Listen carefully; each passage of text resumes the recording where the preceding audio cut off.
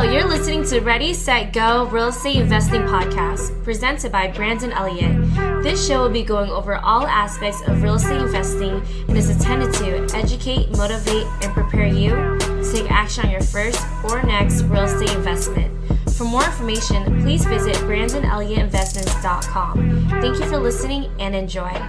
Welcome back, and what's up? Hope you are all doing well. Welcome to Ready, Set, Go Real Estate Investing Podcast, where we are all geared towards educating, motivating, and preparing you to take action in real estate investing, whether that's starting a new business, growing, scaling. We're showing you how to get funding to do it at Credit Counsel Elite, and I couldn't be more excited today. God put a word on my heart to be able to share with you guys, and I came up pretty effortlessly. I feel like I could come up with a whole damn book on this, but talking about business, I want to talk about what's actually working right now and what's not working within your business right now. So what's working and what's not working within your business right now.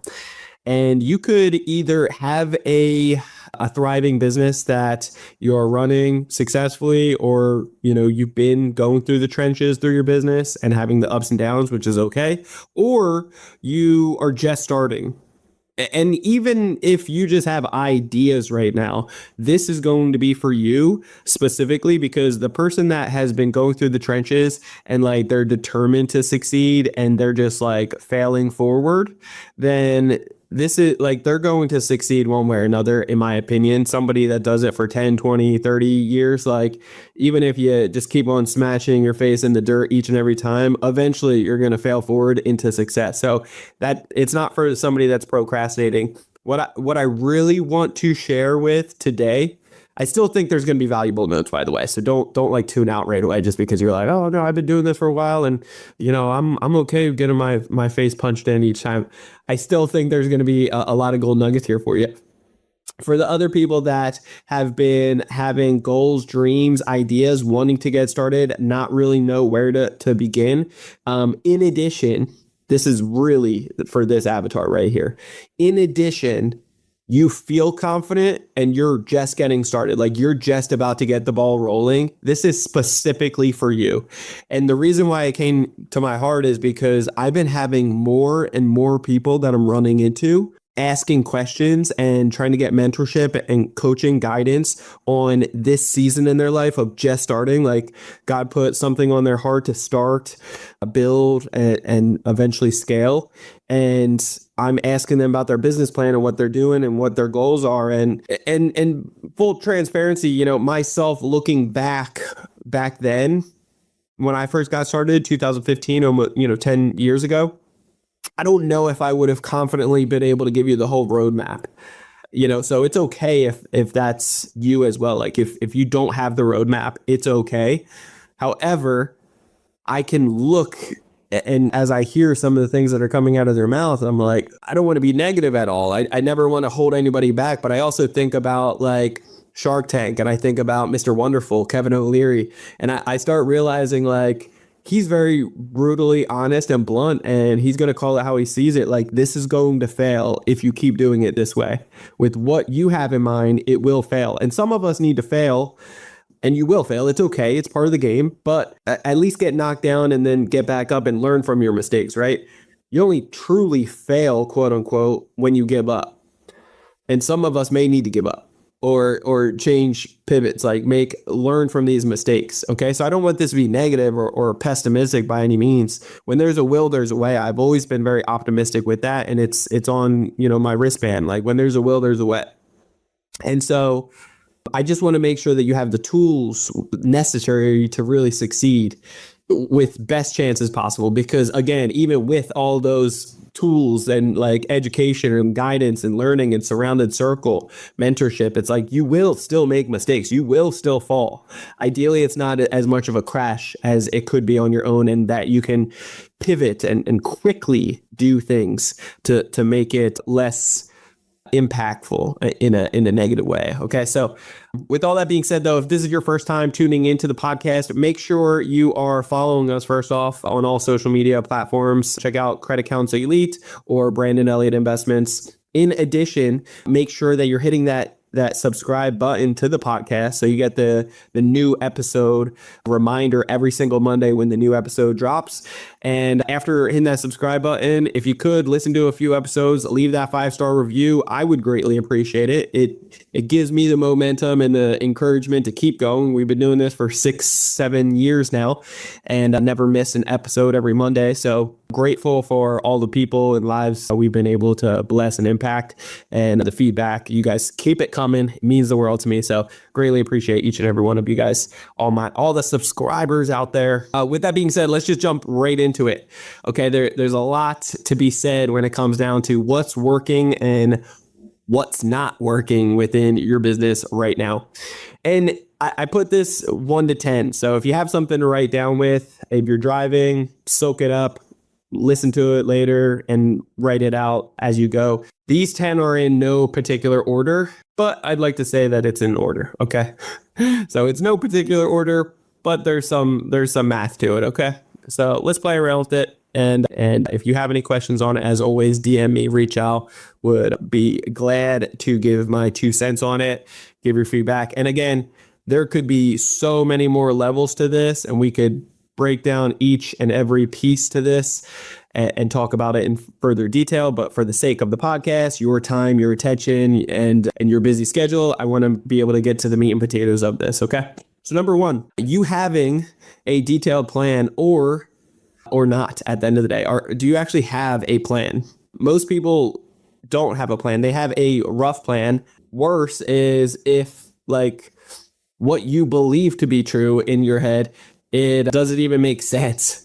Like if you think, I'm just going to do this, is it really going to be setting you up for success? And secondly, like, would you actually buy it? Whatever you're selling, would you buy it? And take yourself out of this. Everything that I'm about to tell you, make sure that you're taking your biased opinion, that you're addicted to that thing, that vehicle, that investment, that opportunity. You know, what it's done for you could be one in a million. It still sparked something in your heart because it helped you, it changed you, you got excited about it. How many other people are going to feel that same type of impact? And at the end of the day, whatever you're selling for the price and everything, would they buy it? It doesn't make sense, right? Have you asked others for their actual feedback on this? And if, like, for example, I was talking to somebody the other day, and they're like the pickleball champion, and so just crushing it in pickleball, and they love it. But pickleball is like a newer thing in Southern California. It's everybody and their grandmother's been pickleball in the last couple of years and loving it. I don't know if that's a nationwide thing. I don't know. I would assume it's probably more of a California, Southern, San Diego type of thing, maybe. And maybe it started, like, usually, from my understanding, a lot of things from West Coast start there, and then it actually starts going East Coast over time. So maybe it could be, like, maybe it's riding the wave of this right now. But if you're serving so many people and you're charging $100 an hour to charge them for like a lesson, have you gotten any feedback on, why do they do this? Why are they interested in paying more? Are they interested in paying less? What would get them excited about spreading the word and so forth? And like, have you requested surveys back from people? At the end of the day, what do you actually have a detailed plan of how you're going to work this out? And are you seeking wisdom and guidance from mentors that have already been there and done it? And if you are, make sure that those individuals, because there's a lot of people that are life coaches and all types of things. And I'm not dogging that. I think everybody has some type of wisdom within them that can teach a guide, right?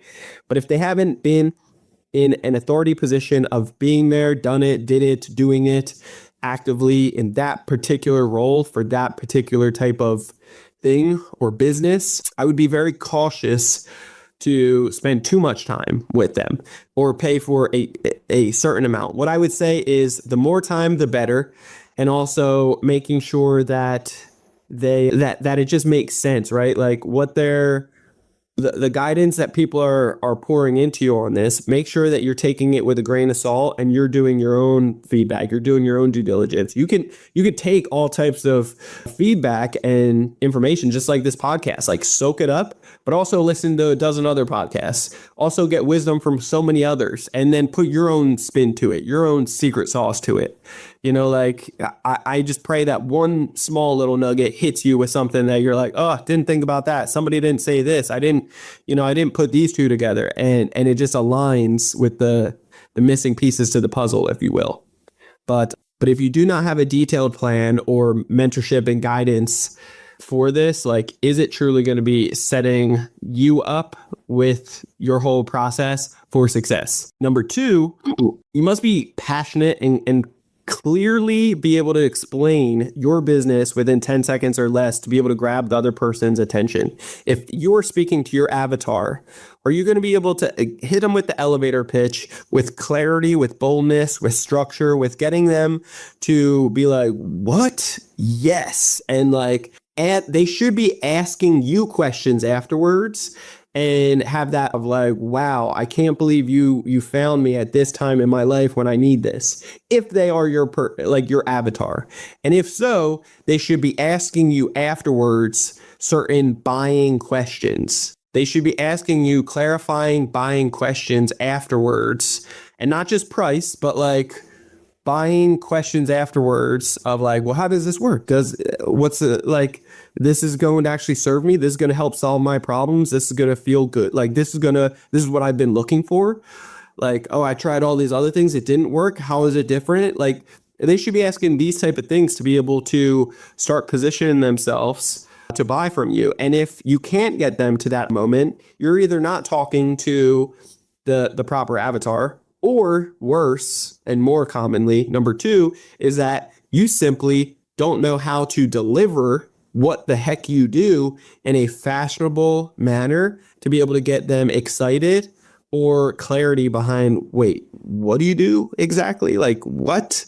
I'm confused. How does that relate to me? If they can't relate to it, then how are they going to be able to actually be interested in it, right? And so when you're networking, you're not always talking to somebody that's going to be exactly your avatar, but ideally you are speaking to people that would get excited and somebody that you could overall serve. And you should always try to find within your business a way for you to speak to somebody and find the common connection for them to resonate with it and actually be somewhat of a buying customer down the road in some form or fashion. And if it's not them, then who do they know? And how can you spark that relation and connection for them to actually be interested? Number 3 is going to be related towards how you actually price it out, your investment behind it, right? You can either be the best within the industry. You could, and this is all good stuff right here. Number 3 is you could either be the best, you could be the cheapest, you could be the most convenient, right? Solving some type of big problem, or just easy access to, right? Amazon deliver, get it in a couple hours, within 24 hours, something like that, Amazon Prime type of thing. Or you could even have a good feeling that's associated with buying, such as a nonprofit or a for-purpose business. I have the option to either buy a banana from this shop for $1 or a banana from this shop from $1, but every dollar or every banana that they sell at this one, they donate a banana to somebody in need type of thing. Why wouldn't, if it's the same banana, then why wouldn't you go to the for-purpose business that's actually supporting making a greater impact? Does that make sense? It's if you can connect a good feeling associated with it, then that's even better. Or it's just a combination of some of those, right? So it's either you be the best, you be the cheapest, you be the most convenient solving a problem, or you're actually presenting a good feeling attached to it. And having a combination of all the above can really set you up for success. People complain from time to time for all different reasons, right? But, when it comes down to contractors, you're either looking for quality, quickness, speed, right? or the overall price. They say you're never going to be able to get all three. So try to aim for two and pray to God you get it. But at the end of the day, it's the same type of thing. Like at Credit Counsel Elite, people complain sometimes about the investment to get started. And, if they ever say price, I always correct them. It's like, it's not a price. Price is what you pay. Value is what you get, right? And so this is an investment that first off is a tax write-off, right, for your taxes. It's also an investment in yourself to show that you got skin in the game. It also weaves out anybody that isn't serious about their financial future. And it gets us to work with cream of the crop business owners that actually really desire something bigger and better and are tired of trying all the other things that aren't working, right? And then lastly, just actually we only have so much time, only so much support that we can give. So how do we dial in with the people that really want this and willing to pay a premium for it? Because we get premium results. Our value is top notch. And so we're not the cheapest, but we are the best. And I truly do believe that. And it's because I've worked with people nationwide that are now coaching some of this stuff. And some of even the high level people that I believed in and like really, I know they only do one piece of the pie. We do all of it. One piece of the pie, I believe, like these guys are some of the best in their space. They have it very close, However, they've come to me. They've come to me and asked for guidance and help on this stuff. So I know that we have, and our results don't lie from it. And so that's why if you can associate a couple things, and we are a for-purpose business as well. So 10% right off the top, anywhere from really 12 to 18% we give to different nonprofits that we believe and support in. And so we know that combination right there, we're dealing with the best people, we're providing the best results, and they get an incredible ROI from it. So it makes sense. And then we are a for-purpose business. So, how do you actually work that in within your space? That pickleball example that I was giving, and this goes back to the number one, like lack of planning.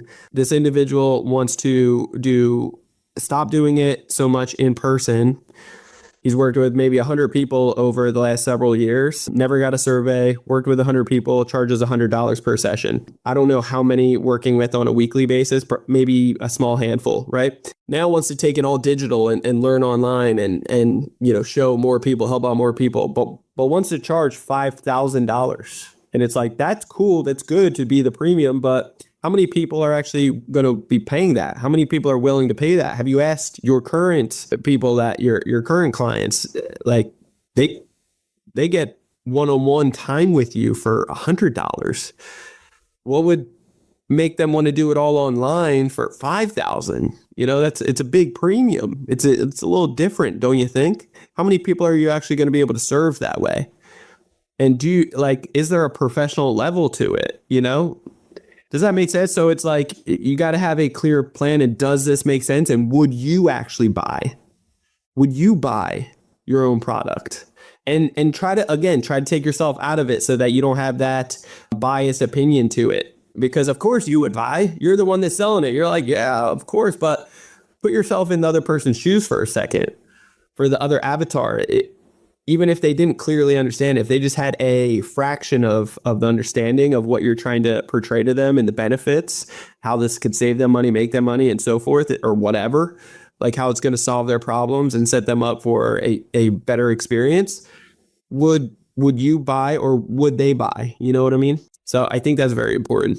Number 4 is not having a budget and thinking that you got all the money in the world to be able to blow on this situation and that you'll overall just be fine. That is not the case. And firsthand, full vulnerability here. In the past, I used to say, look, I got millions of dollars in credit lines. I'm Gucci. I'm good. I can, worst case scenario, I know how to fix credit. I have millions in credit lines.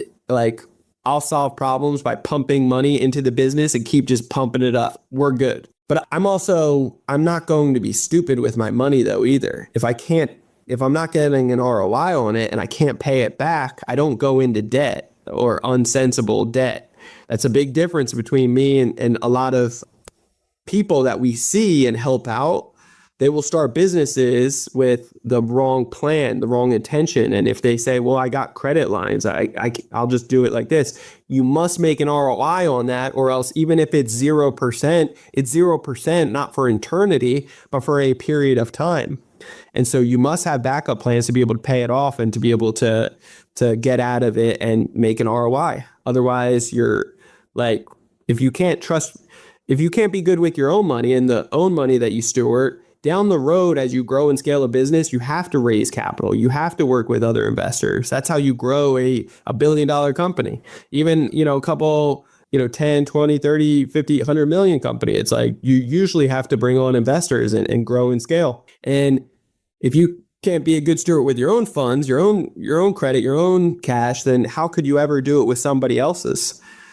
So you got to have respect for that and respect the dollar and make sure that you are getting an ROI from everything that's going out. So at the end of the day, in the past, like even just, 6, 7, 8 months ago, I was, as we were running into certain issues with marketing or just business in general, my solution to it is, we need more leads to be able to get on our sales calendar, to be able to help out more people. Cool. I'll just pump more money into it. And so I went to $60,000, $70,000, $80,000 a month on just marketing ad spend.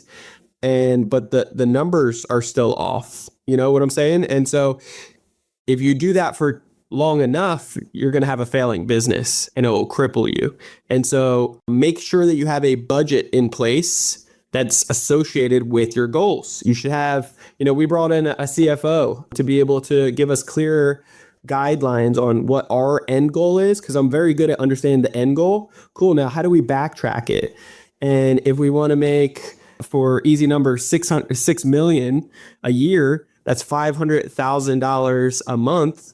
Okay, so if it's $500,000 a month, then from month one, are we going to actually get 500,000 each month? It's just 500,000. No, you otherwise you're just stagnant. Nobody likes to be stagnant. That's not good. You want to grow slow and steady. And so what that looks like is it's a slow rolling, uphill scale throughout the months, throughout the whole year. And so you're going to be building and growing ideally. And so you should have, maybe it's 300 something the first month of the year. And then the next, it starts building just a little bit more, 20, 30, 40,000 more. And over time, at the end of, the 12 months, you're getting closer to 6, 7, 800,000 a month. Like these are more realistic. It's more optimal. It's setting up with realistic, true expectations so that you're growing and scaling and pushing. And there's new levels, there's new seasons, there's new pushback. There's, as you punch through one ceiling and learn from how to do this, getting to the next level, it's going to be difficult. You may get some pushback. And so you need to learn how to adjust that. And so it's a tug, and pull type of situation. But understanding, having a budget and making sure that you dial that stuff in. Again, going back to this one gentleman, he mentioned, well, I just came from the corporate world and I got a good exit and I have some extra money just sitting around. And so like, I'm good. I wasn't even thinking about that. And it's like, well, how good are you, bro? Or are you like you sitting on a billy? You sitting on $1 million that you're just going to toss around? Like, what do you even if you are, it would be such a sin because you have no other guidance, no other plans. You're going to piss that away. So I pray that you don't have too much, because maybe I pray that it's locked up somewhere in some investment account that, it's not going to play around with it too much, if that makes sense, because otherwise it could really hurt you more than help. And so make sure that if you have a budget in place, you also have boundaries and you have goals to aim for. And so if you're off a certain amount, you can readjust each and every month, each and every week, whatever you need, each and every quarter to be able to set you up to actually still stay on track with your goal. But again, if you don't have a goal, then, and it's a loose ended goal, it's not detailed enough. And so you got to focus on that. Number 5 is unrealistic timeframes. And when will you actually quit? Okay. You don't always need to quit, right? But because you will fall down multiple times, but do you actually have a plan in place that how long are you truly going to give this? going back to that individual, he said, well, I'm going to give it 1 month. 1 month. You're going to give it 1 month to succeed. Now I know you have no plan, no budget. You're going to give it 1 month. Like, you're totally winging it. 1 month, it comes down to that millennial type of mindset of like overnight success on social media. Not the case. Not the case at all. It is definitely going to take more than 1 month for anything. It's just, unless you're taking out the trash.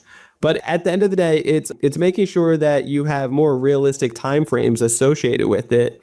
But it is good that you end up putting something in place like, cool, I'm going to do this real estate thing. I'm going to give it a full 12 months. I'm going to give it a full 2 years. And I'm going to dial in all these things to be able to take place.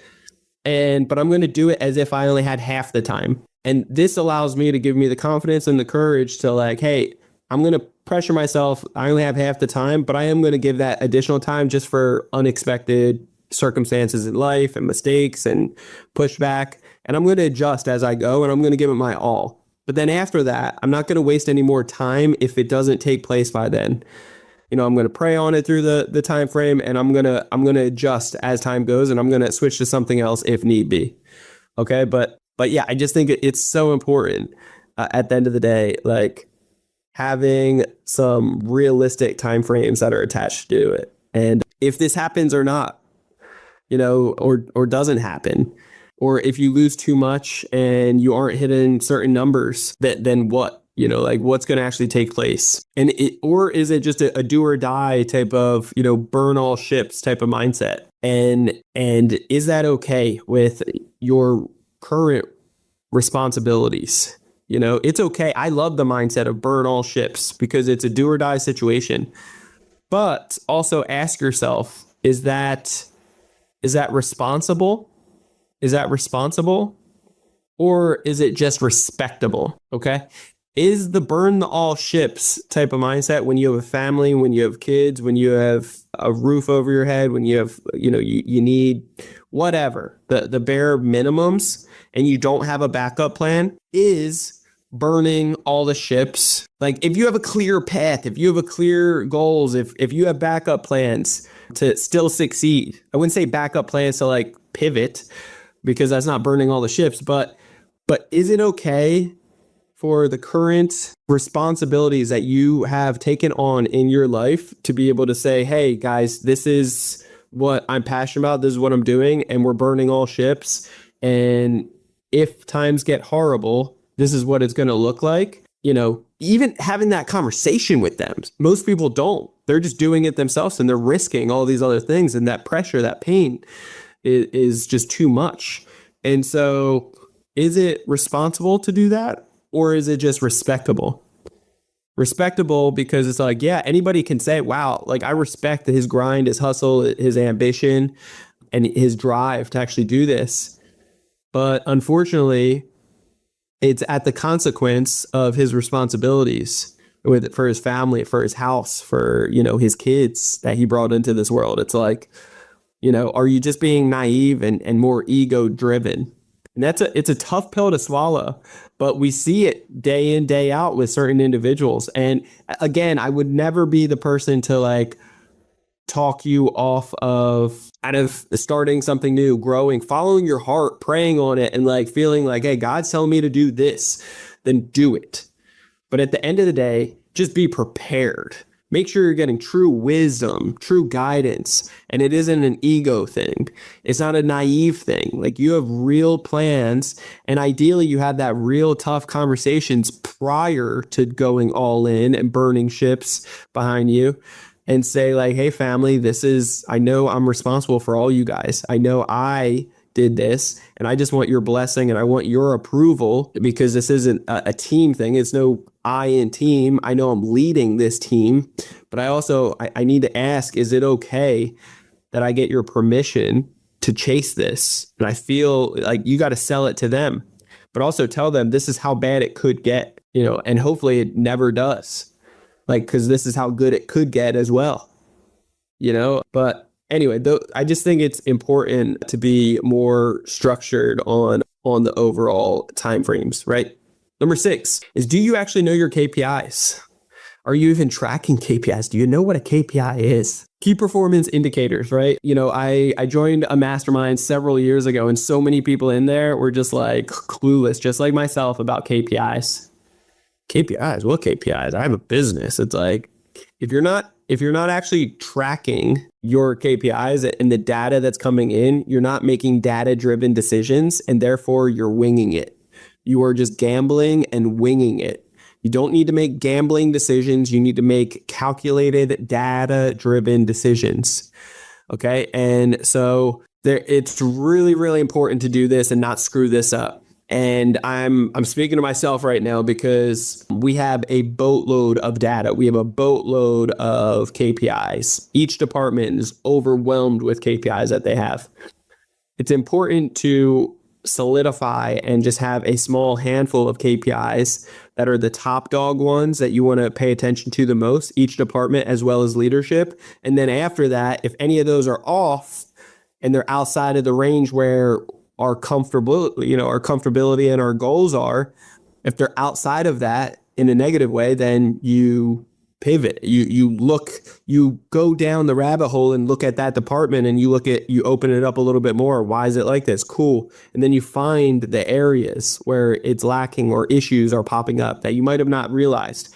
And with all of that data, you can make data-driven decisions. And so I'm speaking to myself because all of our departments, we have a lot of data, more than the average person, I would say. I would believe this is the feedback we've gotten from many mentors in the past.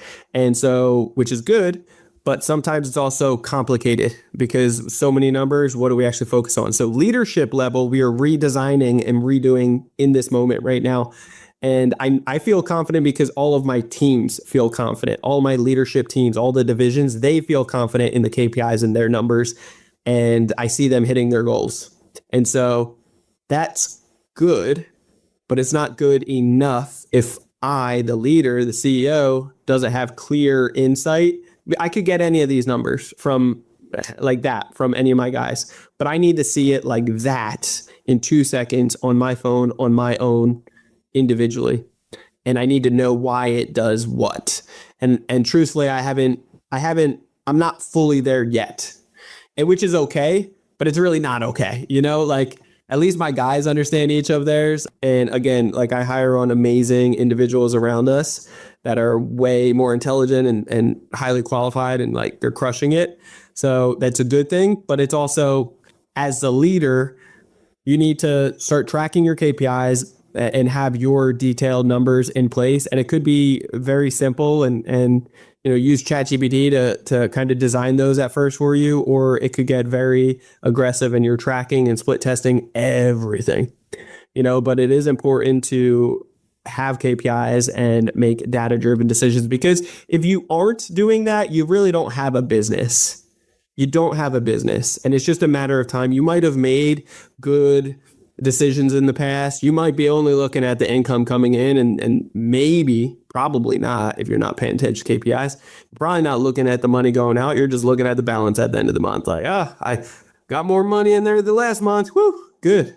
It's like, and that's just that type of mindset is just a hustler. You're just hustling. You're just doing whatever it takes to be able to put more money in the bank account. And while that's okay, and that's a season, and we all start off potentially as hustlers, how you turn into a CEO is focusing on your KPIs and building out true systems around it. Speaking of which, number 7, I put as EOS. EOS is, there's a book on it, Traction, Rocket Fuel. It's by Gene Wick, I think. Anyway, look that up if you know nothing about it. It's the Bible basically for business, and you can hire on a EOS implementer in the future. They guide you, they support you, they help build up your team. You get a lot of clarity, you get a lot of understanding. You know how to put on a meeting, you know how to hold each other accountable. It's not just winging it. You're not wasting time anymore. You have goals, you have drive, you have vision, you have clarity. The rest of the team does as well. And so you tighten all these things up and you have a well-ran, oiled ship. You know what I mean? And so I recommend it because it has changed our business entirely in a incredible way. And I think I wouldn't start any other business in the future or run anything else differently without EOS. So I do 100% recommend that. All right. Number 8 is going to be, how are you bringing in and nurturing your leads? In a day and age where everyone is tired of overpromises and underdelivers. So it's important to realize, how are you actually going to get new leads? Are you marketing, or are you paid marketing, organic? Are you doing social media? Everybody should be doing social media, but are you doing like signs on the ground, on the billboards? Are you doing word of mouth? Are you doing affiliate programs? Are you doing door to door? Like, how are you getting in front of people to let them know this is good for you? This is what you need. This is your, I'm your solution type of thing. How do you do that? There's millions of ways to market. But again, the last 5+ years, probably longer, 5 to 7+ years, there's been a just stigma in the air. Everybody's over-promising nationwide. People are tired of it. People are frustrated with it, and they're under-delivering, and it's annoying, and it's people just want the truth. They want the rawness. They want what works. And unfortunately, a lot of people, it's not sexy. It doesn't necessarily sell it when you say, well, if you show up and take action, you'll get the results. Or at least we're confident that you'll get the results, because we know everybody that has shown up and the data that we have from it, people get these type of results. The average is this, the low end is this. Are you okay with the low end? Don't just sell them on everybody that's doing the best, the high end, the 1% within your space. Sell them on the low end stuff and wow them with the above and beyond that. That's a good approach to be able to get people to really be like, wow, this is incredible. You promised me, these results, and instead you got 4 times that amount. I wasn't expecting that at all. Like, what the heck? Am I the exception? Am I like the golden thing? No, that's just how we run our business. That is something that would really get people stoked and excited. And over time, you can boost up your prices because of that, if you choose to. But really staying within that pocket really helps make sure that, people are more likely to take more action faster if you have more guarantees or pledges, or you're willing to go above and beyond so that people aren't screwed over anymore. Because that's, a lot of people are just on the fence for a lot of things anymore because they're tired of all the BS out there. They want to get down to the meat and potatoes. So I do encourage, how are you actually focusing on these leads? Make sure you have an understanding of that and how you're going to get an ongoing amount so that the pipeline never dries out, but that you can actually nurture them properly and set them up for success, whether it's text blast, email blast, you have a CRM to be able to house everybody. How are you staying in front of them and guiding them and giving them the 7, 10, touches before they feel comfortable to actually buy? And, with direct mail, you have to mail 7, 10 times before somebody actually purchases or calls you and say, for the first time, and so it's important to identify that and realize it in advance. Number 9, what is the customer's journey? What's their experience look like? And overall, be vulnerable and open for improvements, but without putting your biased opinion in the middle of it. Put yourself in the customer's shoes and fight for systemizing and simplifying processes for quick wins and overall customer satisfaction. See, this is, again, another thing that for fulfillment purposes, after somebody buys, how do you deliver on something to make them a raving fan that you went above and beyond in sales in the beginning, acquisition? You promised this, but at closing or finalizing, fulfillment, you gave this above and beyond. It's like you want to make them a raving fan and get them stoked about the service and just like jumping for joy, because the expectations was like mediocre, and it would have been good. It would have been satisfying because that's what they were sold on. They paid for it and they're like, yeah, I can trade money for this type of result. Cool. But then you got double or triple or whatever. Then you're like, wow, I wasn't expecting it. Now it's a whole nother level of thinking. It's a whole nother world to them. And so, that it makes it like their best day ever. And if you can do that, and that's that fine line. If you can do something like that, then you can really get word of mouth spreading like crazy and just start blowing up the brand overall. But you got to put yourself in the customer's shoes and get the biased opinion out of it. Don't fight with the consumer of like, if they're saying all this sucks or whatever, it's like, listen to their feedback. Try to put yourself in their shoes for a second. How do we actually simplify this? How do we systemize this to make a easier process for them so that they get quick wins and overall just grow and climb this customer satisfaction? How do you do that? And it's hard pill to swallow when you have people complaining and so forth, but nobody's perfect. Nobody's perfect. So, and sometimes you're just meeting people at a tough, bad day, and sometimes they'll take it out on you. And, that's part of the entrepreneur journey. It's like, you got to be some people's stepping stool. You get also praised up by other people that you help change their life. And you celebrate the wins for those for like 2 seconds because you're like checking it off a box of like, well, cool, we did one. We got one today. We got 2, 3 today. That's great. Like we made them happy. Cool. That was what our goal was. So check it off. Great. Whew. But then we had one person that was a pain in the ass and says, we should go to hell. It's like, well, that doesn't feel good. And you dwell on those negative things and it doesn't feel good, but you still got to listen to them and try to figure out where does it come from and how do you get in front of it next time to give better expectations, clearer understanding, and overall meet them where they're at if possible, and separate issues in life and so forth, and just like, how do we get you excited about this and how do we get you winning with this? And if it's not systemized, if it's not improved upon these processes, then you're going to get more and more of it, and that's not fun for anybody. So you want to have something that you're proud of. You want to have that business, that baby of yours, like proud to be able to serve everybody and really show up in a powerful way. And then last, it's all about elevate and delegate. And so when you're hiring you must have detailed scope of work prior for overall less turnover and so forth. So, mistakes that we made when I was first hiring on people, we had a bunch of people kind of like word of mouth spread it because we did a great job. We charged little and we got a great, incredible job for people. And everybody was like, what? Just like I was saying, like people were shocked that we got those results because we really undervalued ourselves and we said, we may be able to do this, just 1 or 2 negative things removed. Cool.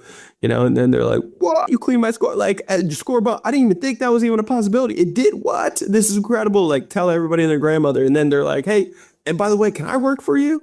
Or it's like, hey, could I work for you? Like all these things. And it's like, and as the word of mouth starts building up and you have all these leads coming in, you're only one person or 2 people, or like it's a small band that you're working with here to be able to grow this business. It's important to start hiring out and systemizing. The problem is I would hire on people because I'm only just one person. I'm trying to do all these things. I wasn't great. I'm more of a visionary person. I'm not an integrator or like I'm a good shot caller. I could tell somebody like, hey, this is the problem. Here's a solution, get it done, do it. The problem is most people don't work well like that and take orders that well or can, finish the job like that. So especially when they're coming into something new, that's why before hiring anything, you got to get a clear expectation of what the job role is, timeframes, what they do, who do they report to. And you also oversee them. You show them, you teach them, you give them reading information, you give them structure. You ask them to repeat it back to you so that, any missing gaps that you didn't clarify in there, but they ask questions, that's great because now you can put it back into that learning material that you can show the next person that you hire on. But you get all this clarity in there so that it's like baking a cake. It's like, here's the instructions to bake the cake. And you thought you had it all prepared, but then the person's like, wait, I have a question. Like, what is the temperature I need to put it at? What pan do I put it in? It's like, oh, yeah, well, duh, I thought that was common sense. Well, here. And then you end up putting it into the SOPs. So you have it detailed out, right? that anybody could do it. Just like McDonald's, right? Like anybody, because they have an SOP in place, you just step in line and you do it exactly how they tell you, and you always get the same results. And so once you have that clarity, that understanding, then you can bring somebody in, you can guide them, you can show them, teach them, have them do it, and then ask questions on it, repeat it back to you, sell you on it, like basically teach you how to do it from their understandings. Then they're really getting it. Then they start, doing it on their own, and you just oversee and, micromanage, babysit for a second.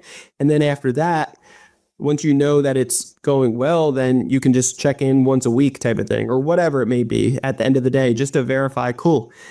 Behind the scenes, as they do it on their own, they're getting it done properly and nothing's changing. And so then they start growing with the team. But that's the only way to be able to get people off of, being able to systemize, elevate, and delegate so that you can grow and scale. We have 29 employees at this point, and it's not easy by any stretch of imagination, but we learned over time how to hire on people, how to fire people too. It doesn't feel good, but it's also mandatory. It's needed.